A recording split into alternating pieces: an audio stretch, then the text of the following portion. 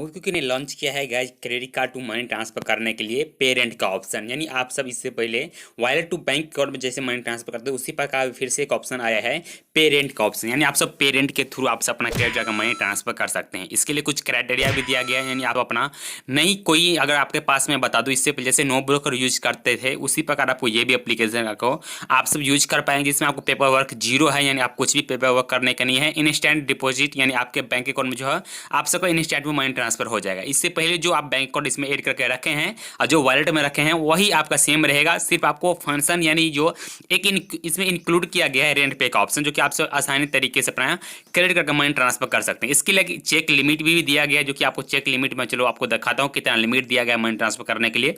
तो फाइनली मैं check limit पर क्लिक करता हूँ। तो चेक लिमिट में मैं गाइस फाइनली क्लिक कर दिया। चेक लिमिट पर क्लिक करने के बाद जो भी इसका फैसिलिटी दिया गया है मैं आप सबको पूरे बताने वाला हूं।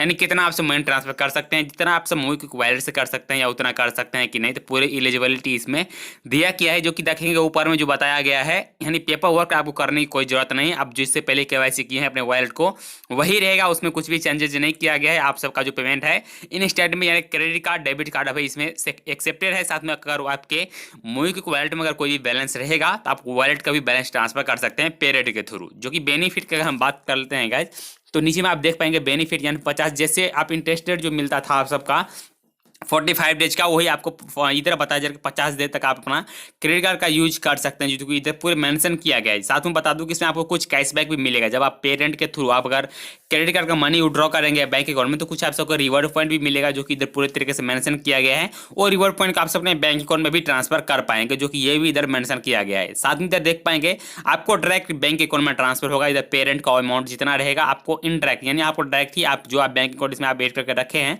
उसी बैंक अकाउंट में डायरेक्ट ही आपको यानी इंस्टेंट जो भी होगा प्रोसेस आपको इंस्टेंट में आपके बैंक अकाउंट में मनी ट्रांसफर कर दिया जाएगा जो कि 6 नंबर में ये भी इंक्लूड किया गया है। उसके बाद मैं इधर बात कर लेता हूं यानी फर्स्ट रेंट पे के इसमें आपको कुछ वेरिफिकेशन के लिए कुछ परमिशन यानी 10,000 आप पहला बेर कर सकते हैं। 30 मिनट के बाद आप सब जितना चाहे उतना मनी ट्रांसफर कर सकते हैं जो कि 7 नंबर पे ये दिया गया है। यानी पहला बार जब ट्रांसफर करेंगे तो 10,000 कीजिए। उसके बाद आप 30 मिनट के बाद आपको जितना चाहिए उतना आप कर सकते हैं। उसका फॉर नॉर्मल बैंक के लिए बताया गया है कि आप सब पर डे के हिसाब से आप 40 शेयर कर सकते हैं। डेली लिमिट दिया है 5 ट्रांजेक्शन का। मंथली जो लिमिट दिया गया है 1 लाख का और monthly number of allowed transaction 30 दिया गया है यानी नॉर्मल बैंक के ऊपर।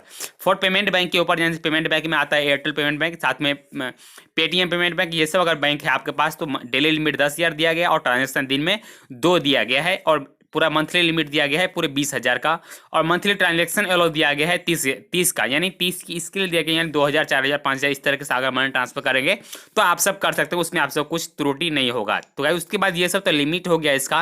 गाइस मैं इसके बाद बात कर लेता हूँ 10,000 हो गया पेमेंट बैंक के ऊपर यानी एयरटेल और पेटीएम के ऊपर। साथ में चार्ज की अगर हम बात कर लेते हैं तो 8 नंबर पर चार्ज भी दिया गया जिसमें आपको 3.95 यानी 3.95 रहेगा आपको चार्ज। उसमें आपको जीएसटी इंक्लूड किया जाएगा अलग से।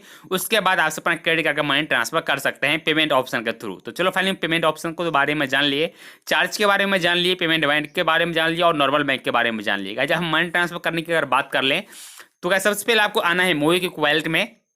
मोबिक्विक वॉलेट में आने के बाद सब कुछ आपका सेम प्रोसेस रहेगा। इसके लिए आपको नीचे की तरफ जब आप सेलेक्ट करेंगे तो एक नीचे में कि आपको एक ऑप्शन मिलेगा पेरेंट का यानी न्यू ये एप्लीकेशन इसमें लॉन्च किया गया है, न्यू फैसिलिटी लॉन्च किया गया है।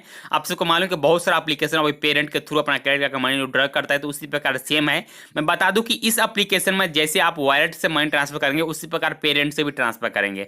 फर्क इतना ही मिलेगा आप सबको जिसमें आपसे कुछ कैशबैक मिल जाएगा वो आप कैशबैक को आपसे रिडीम करा पाएंगे।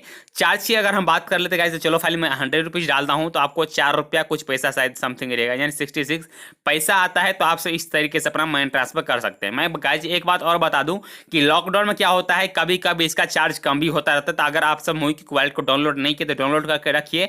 आपको एक नोटिफिकेशन आएगा, नोटिफिकेशन जैसे आप क्लिक करेंगे तो आपको 3 टका पे आपसे मनी ट्रांसफर कर सकते हैं जो कि ये कभी कभी आपके लिए ऑफर आएगा। वो मतलब हर वक्त ये ऑफर नहीं रहता है, कभी कभी आपको वो दिखाया जाता है। जब आप उसी पे क्लिक करेंगे तो उसी टाइम आप अपना 3% के अनुसार से मनी ट्रांसफर कर सकते हैं। तो गाइस इस तरीके से अपना रेंट पे का ऑप्शन यूज कर सकते हैं। तो उम्मीद करते हैं आप सबको ये वीडियो काफ़ी पसंद आया होगा। जरूर वीडियो को लाइक कीजिए, कमेंट कीजिए, अपने दोस्तों के साथ जरूर शेयर कीजिएगा। अगर आप सबको इस वीडियो के रिगार्डिंग कुछ इशू है तो आप सब कमेंट करके हमसे पूछ सकते हैं।